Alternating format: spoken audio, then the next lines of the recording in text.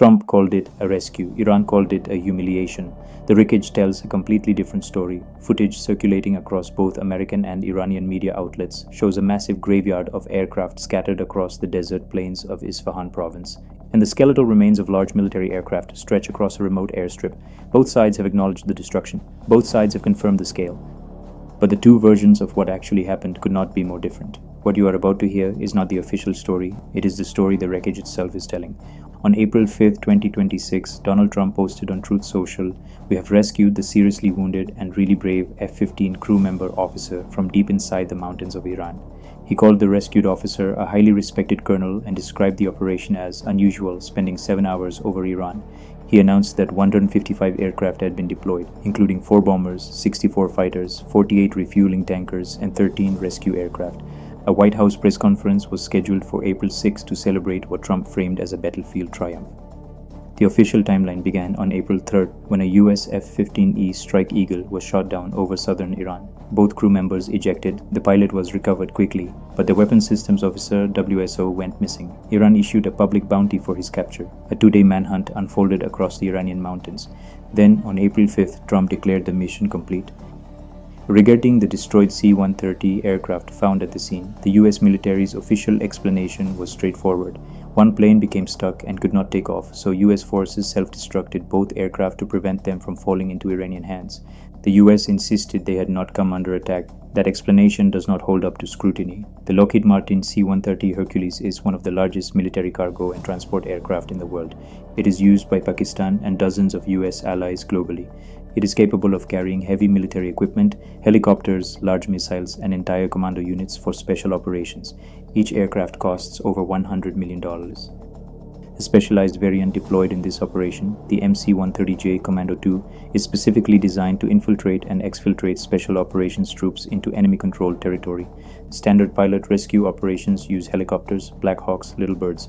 C-130s are massive cargo aircraft. They are not search and rescue vehicles. This would have been the first time in recorded military history that a C-130 was used to rescue a single downed pilot. And it was not one C-130, it was 2. Add to that 48 air-to-air refueling tankers simultaneously airborne, 45 fighter planes including F-15s and F-18s, and multiple Black Hawk helicopters.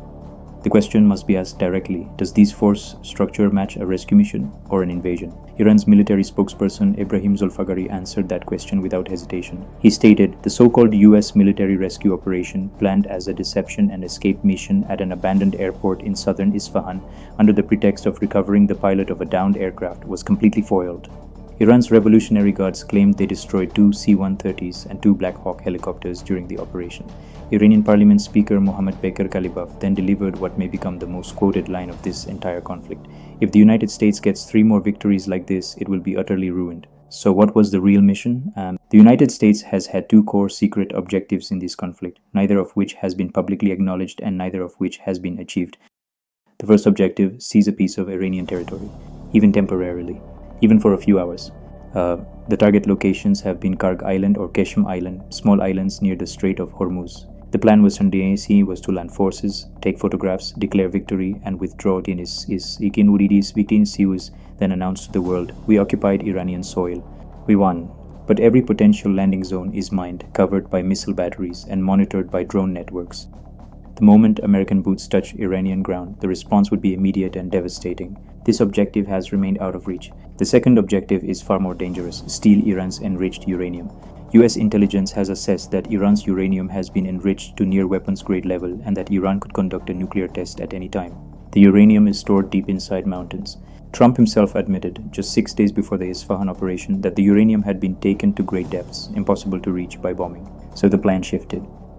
Use Commandos to locate, physically seize, and transport the enriched uranium rods. Destination reportedly a British-controlled island. The public justification would then be, "We removed Iran's nuclear capability. Mission accomplished. We're leaving." This was the real reason for the Isfahan operation. There's also a theory about how US forces were lured to Isfahan specifically. Iranian Foreign Minister Abbas Araghchi had previously warned, "If uranium leaks, neither the Middle East nor Israel will survive. Radiation will spread everywhere." NTSC analysts suggest this statement was deliberate misdirection, designed to point US intelligence toward Bushehr. When the US bombed Bushehr, Araghchi's warning implied the real site was elsewhere, in Isfahan. This may have been a carefully constructed Iranian intelligence trap, feeding false coordinates to draw American forces into a prepared kill zone. The small farming community of Barzan, near the city of Shahreza in Isfahan province, had been largely spared from the war until that night. The dirt airstrip near the village was normally used for crop dusting. A farmer, identified only as Amir, his name changed for security reasons, described what he witnessed. "I started hearing planes and helicopters just after midnight. They seemed to be circling above. Then there were explosions." He continued, "My neighbor drove out into the desert to check what was happening, but quickly came back after his car was attacked and damaged. That's when we called the police." For the rest of the night, explosions and heavy gunfire kept us awake. Amir also noted a pickup truck carrying civilians happened to be passing nearby and it was attacked too. Luckily, everyone was able to get out and survived. What was left behind was catastrophic. 2 MC-130J Commando II aircraft were destroyed. At least 2 helicopters, likely MH-6 Little Birds, which can be deployed directly from inside MC-130Js, were also destroyed. Multiple F-15 fighter jets were lost. The debris field stretched across the entire desert plain. Recovery operations the following day required cranes to lift the heavy wreckage onto trucks. The parallels to Operation Eagle Claw in 1980 are impossible to ignore. That was the Carter-era mission to rescue American hostages from Tehran. C-130s and helicopters landed at a remote staging area inside Iran called Desert 1.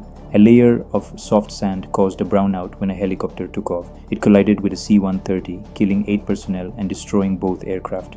The mission was aborted. 5 helicopters were abandoned. In 2026, Isfahan, the aircraft apparently became stuck in soft sand on the improvised airstrip, unable to take off, and were destroyed by US forces rather than surrendered to Iran. But unlike 1980, Iranian forces were not caught off guard. Iran's nuclear security forces had been given pre-assigned targets and responsibilities before the war even began. Pekin's communication blackout protocols were in place. Every unit knew its mission independently, without needing orders from above. Iran had deployed satellite camouflage systems, multiple false sites constructed to confuse US intelligence about the uranium's actual location. The real location is reportedly known to only 2 to 4 people in Iran's entire government. Even Iran's senior political leadership reportedly does not know the exact coordinates. The human cost is still being calculated. US Central Command has confirmed 13 US service members killed and more than 300 wounded since the war began on February 28th. The full casualty count from the Isfahan raid has not been officially disclosed. 2 C-130s carry the capacity for dozens to hundreds of commandos. An unnamed Iranian military officer present at the scene confirmed, "A friend and colleague of mine was killed during the operation. He was on duty that night when local residents reported seeing several planes land. On the way to the area, they came under attack and my friend was killed." He added, "During the operation, Iranian military forces struck one of the C-130 aircraft, which is why it wasn't able to take off Naigi. 9 people were also reported killed in strikes in Kogiluye and Boyar Ahmad province, possibly connected to the first phase of the rescue raid. The broader toll of this conflict on US military assets is severe.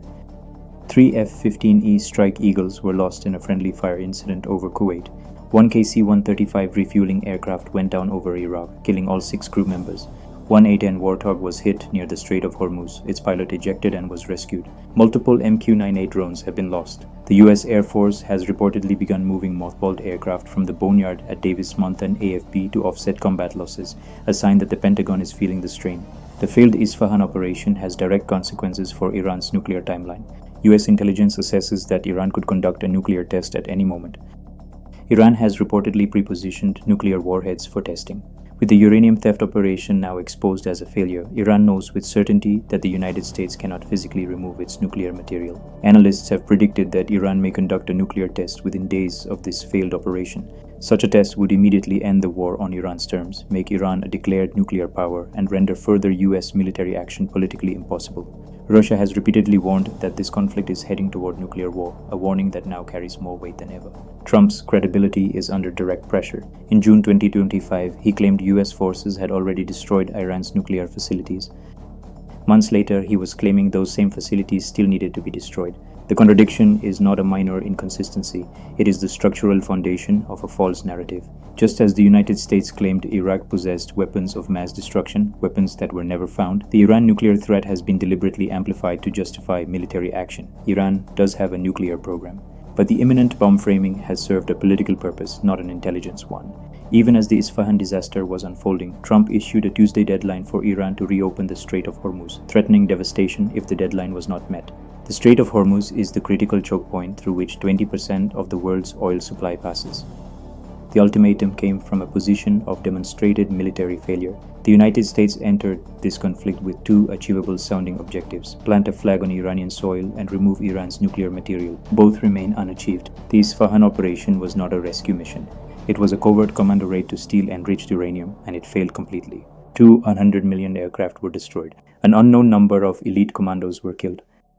Iran's uranium remains secured, hidden, and protected. America's military losses are mounting. The boneyard is being raided for replacement aircraft, and Iran, having now proven that its nuclear security is impenetrable against the world's most powerful military, may be days away from crossing the final threshold. The desert outside Isfahan has become a graveyard for American ambitions. The question is no longer whether America can win this war. The question is whether it can survive the consequences of losing it.